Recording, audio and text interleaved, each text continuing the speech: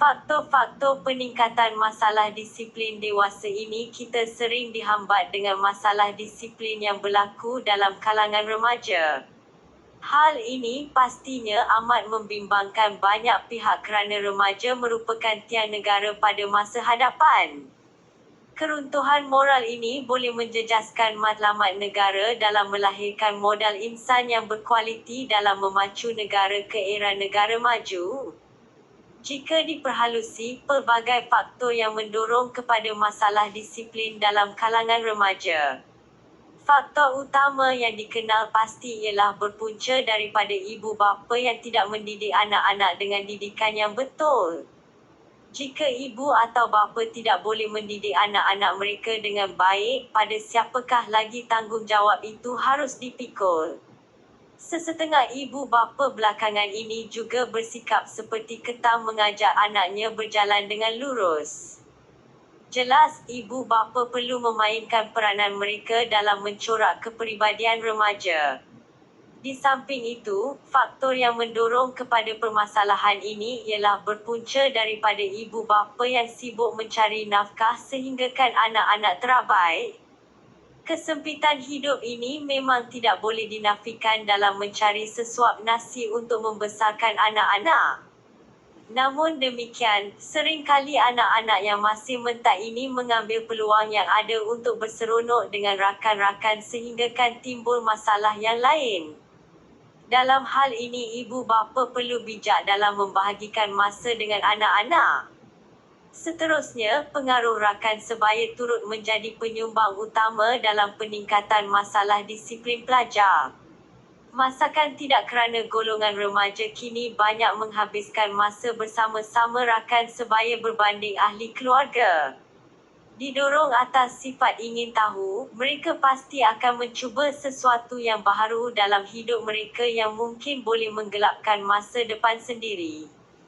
Sudah terang lagi bersuluk, remaja atau pelajar perlu bijak dalam memilih rakan jika tidak mahu terlibat dalam masalah ini.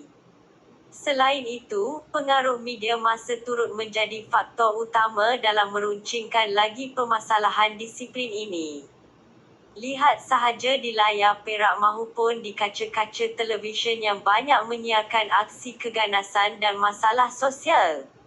Contoh yang paling ketara seperti filem Bosya Adnan Sempit dan KL Gangster yang memaparkan tema keganasan yang mendapat tempat dalam kalangan masyarakat. Sedikit sebanyak remaja yang menebal sikap ingin tahunya itu pasti akan mengikut aksi yang terpapar dalam filem yang berkenaan. Kesimpulannya, terdapat banyak faktor yang mendorong kepada peningkatan masalah sosial dalam kalangan remaja. Namun demikian, perkara ini boleh diatasi jika semua pihak memainkan peranan masing-masing serta saling berganding bahu bagai aur dengan tebing. Secara tidak langsung, hasrat kerajaan dalam melahirkan modal insan yang berkualiti tinggi bakal terlaksana. Kebaikan menggunakan pengangkutan awam dunia kian berkembang pesat termasuklah negara kita Malaysia yang semakin menuju ke status negara maju.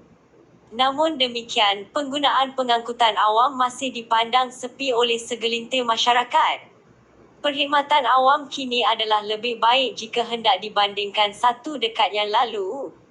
Pihak kerajaan telah mengambil tindakan yang sewajarnya dalam menambah baik mutu perkhidmatan pengangkutan awam.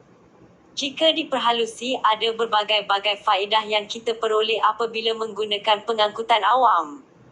Faedah utama pastinya dapat mengurangkan kesesakan lalu lintas yang sering menghantui jutaan penduduk di bandar-bandar besar. Hal ini bertambah runcing lagi apabila tiba waktu puncak ketika pergi dan pulang dari bekerja. Sekiranya orang ramai sepakat menggunakan perkhidmatan awam untuk ke tempat kerja, pastinya masalah kesesakan ini tidak berlaku. Sebagai contoh, semua orang menggunakan bas awam untuk ke tempat kerja, maka jumlah kereta persendirian di atas jalan raya pastinya berkurangan. Selain itu, penggunaan pengangkutan awam juga pasti akan menjimatkan masa individu yang menggunakannya. Hal ini demikian kerana penggunaan transit aliran ringan LRT atau monorail yang tidak melalui jalan raya pastinya mempercepat masa untuk sampai ke satu-satu destinasi. Stesen-stesen LRT ini juga dibina di tempat-tempat tumpuan orang ramai seperti Pudu Sentral, Kuala Lumpur Sentral dan Pasar Seni. Secara tidak langsung, kita tidak perlu menempuh jalan raya yang sesak dengan kenderaan.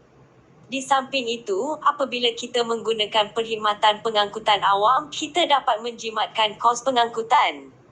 Sebagai contoh, harga petrol yang tinggi dan juga bayaran parkir kenderaan pasti perlu ditanggung jika kita menggunakan kenderaan persendirian ke tempat kerja. Namun demikian, dengan kos yang rendah kita tidak perlu risau dengan kos petrol dan bayaran parkir berkenaan apabila menaiki kenderaan awam. Wang lebihan berkenaan boleh dibuat tabungan kerana sedikit-sedikit lama-lama jadi bukit.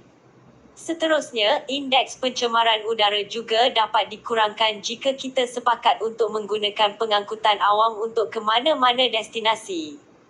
Hal ini tidak dapat dinafikan kerana apabila kenderaan di atas jalan raya semakin berkurangan, maka pelepasan gas karbon monoksida yang berbahaya kepada manusia turut berkurangan.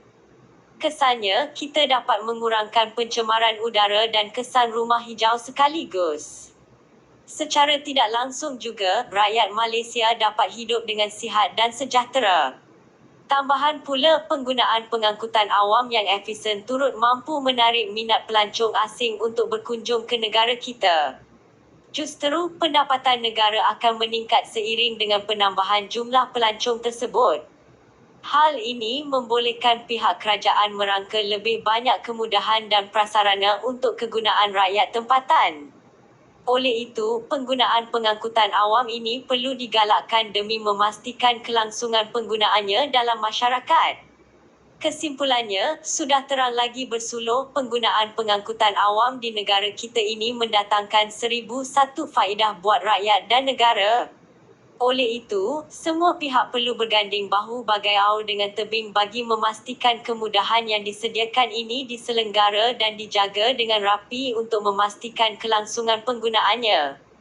Jika semua perkara ini tidak dipandang enteng, tidak mustahil negara kita mampu mencapai status negara maju menjelang tahun 2020 seperti yang dicita-citakan.